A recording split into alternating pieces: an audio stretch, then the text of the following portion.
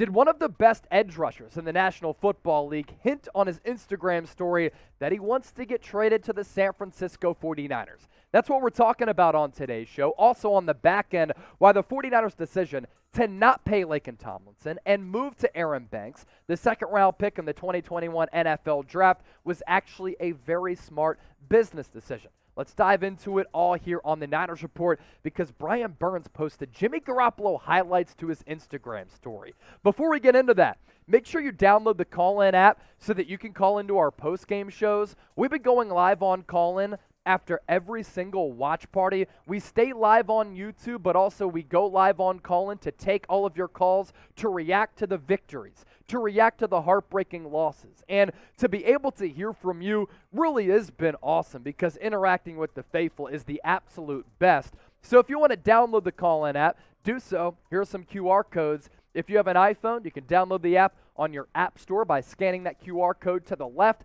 If you don't have an iPhone, that's all good. Get on the Google Play Store, scan that QR code to the right, download Call-In, subscribe to the 49ers Report so that you can call in to our post-game shows. It's like Twitter Spaces, but even better, like a local sports talk radio show, but it's right here on the 49ers Report. So this is the latest on Brian Burns from NFL Insider for ESPN Jeremy Fowler, and I would say that it's somewhat unlikely that the Panthers do trade Brian Burns, but if the 49ers want to go big game hunting here in the fall, which is hunting season in many parts of America, Brian Burns would be that juicy trade asset. What the Carolina Panthers do over the next 2 weeks, Fowler said, will be closely watched league-wide with the NFL trade deadline, by the way, coming up on November 1st. The Panthers entered the week with 9 draft picks over the next 2 years. They just added future 6th and 7th rounders as part of the deal with the Arizona Cardinals for Robbie Anderson at wide receiver, whom the team had tried to trade for a while now. Defensive end Brian Burns and defensive tackle Derrick Brown have garnered the most interest, but most people in the league I've talked to are skeptical that Carolina would move off the ascending former first-rounders who could serve as building blocks for a new coach. It would take massive hauls, first-round picks and more, to pry away one. Now, Brian Burns does not have control as to where he is traded, but by posting Jimmy Garoppolo highlights to his Instagram story, does he want to get traded to the 49ers? Why it makes sense coming up here in just a second. First, though, want to hear from you in the comment section here. This is today's poll question. Would you give up a first-round pick for Brian Burns? Now, the Niners, a little bit light in that department because they traded away 3 first-rounders for Trey Lance. But let me know. D for do the deal, P for too pricey. We appreciate your feedback down below. Here's where things get a little bit interesting on the Niners front with maybe making a play for Brian Burns. The Niners' weakness all year has not been defense. It was the weak spot, or one of the weak spots against the Atlanta Falcons, but the biggest weakness on this team is not defense. The biggest weakness is offense. So heading into the NFL trade deadline, coming up after week 8, they might need an offensive upgrade. They might not need a defensive upgrade. And guys like Samson Ebukam, Charles Omenihu are cheaper options along the defensive line, and both are setting themselves up for a really big payday.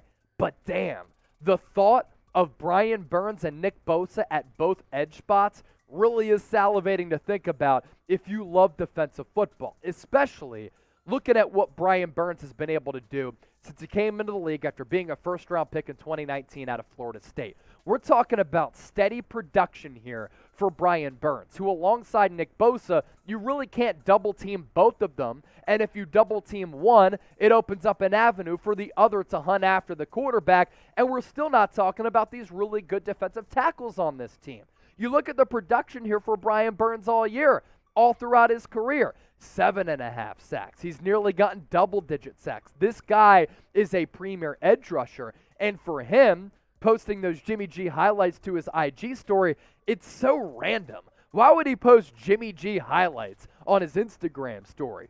You have to know the weight of that when you have as many followers and when these trade rumors are hovering everywhere. But why San Francisco would be appealing to him and why he might be excited about the idea, you look at the Niners organization.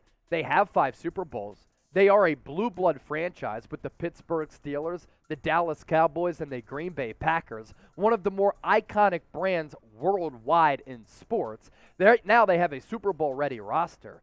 The fan base is always invested. That's why the Niners report is so successful. Ownership is also always willing to pay and put a good roster on the field. And this Niners defense is phenomenal. The best in the league, in my opinion. And Chris Kocurek, the best defensive line coach in the NFL. Shoot, look at Kerry Hyder Jr. having a breakout year. Look at a guy like Kevin Givens playing really well. Look at what Kocurek has been able to do with Arden Key last year and this year. Charles Omenihu. Last year, Charles Omenihu. Samson Ebukam the last year plus. Chris Kocurek is a dog, and he turns these defensive linemen into dogs. And defensive linemen across the league, they understand that. And that's why Brian Burns is probably excited about the potential prospects of joining forces with Nick Bosa and Chris Kocurek. Coming up next on the show, as we round out this conversation about Brian Burns, why the 49ers made a great decision not paying Laken Tomlinson in free agency and sticking with Aaron Banks. Stay tuned for that. First, though, subscribe to the channel. Here on the 49ers Report, we're pushing out free daily videos every single day. News, rumors, analysis, breaking news, live shows, watch parties. We'll be doing another watch party this Sunday against the Kansas City Chiefs. Last week, 50,000 people joined us for that Rams game earlier this year. 90,000 people joined us. You want to be a part of the faithful movement? Hit that red subscribe button right now. Also, support us on Callin if you want to support the show. Live podcasts, live post-game shows after every single watch party. Download the app. Scan this QR code to the left if you have an iPhone. Scan the QR code to the right if you don't have an iPhone. And when you go there, make sure you subscribe to the 49ers Report so that you can tune in on Callin to call into the show. It's one thing to read your questions on YouTube. It's another to actually hear from you on the Callin app. Interactive podcasting app is changing the game. Okay, to this conversation now about Laken Tomlinson and Aaron Banks. Surprisingly, this has been a wise choice to not give Laken Tomlinson a lot of money in NFL free agency and to stick with Aaron Banks, the second-round pick from 2021. If you remember, I went on an all-time rant after that Texans preseason game when this Niners offensive line was dreadful. They were horrific. Trey Lance didn't have any time to throw, and Aaron Banks didn't necessarily have the best preseason showing. But so far throughout the regular season, he's actually been a pleasant surprise, and the 49ers' decision to let Laken Tomlinson go and go with Aaron Banks has reaped massive benefits, financially and on the field. Laken Tomlinson earned himself the bag with the New York Jets. I'm not going to knock him for getting paid. Signed a 3-year deal, $40 million with New York, one of the pleasant surprises in the NFL. They actually have a better record than San Francisco. VSAD. Average annual value for Laken Tomlinson on that deal, $13.3 million, with total guaranteed money checking in at $27 million. The 49ers not paying Aaron Banks anything close to that. 4-year deal for him on that rookie contract after being selected out of Notre Dame. $7 million total. Average annual value less than $2 million. Total guaranteed money, just 3.4. Not only has Aaron Banks been the cheaper player this year and moving forward, he's been the better player. Some eye-popping numbers that we're about to break down. And look, these are difficult business decisions to make when you let go of a player like Laken Tomlinson at a position of importance. That left side of the offensive line last year with Tomlinson and Trent Williams, the best left side that any offensive line had in the NFL. But sometimes you have to make these difficult decisions when you're managing the cap and when you want to see what a high draft pick can do. This is a credit, Aaron Banks' play, to coaching and development, and Chris Forster, the offensive line coach, does deserve props for that. And you look at how these players measure up against one another throughout this year. Aaron Banks has been the much better player. Pass blocking snaps, 200 to Tomlinson's 265. Penalties, 2 for Banks, 1 for Tomlinson. Sacks allowed, 0 for both. Hits allowed, 0. But check out the pressures here. 0 pressures for Aaron Banks, 16 total pressures for Laken Tomlinson. Pretty drastic. And then you look at the Pro Football Focus grades here.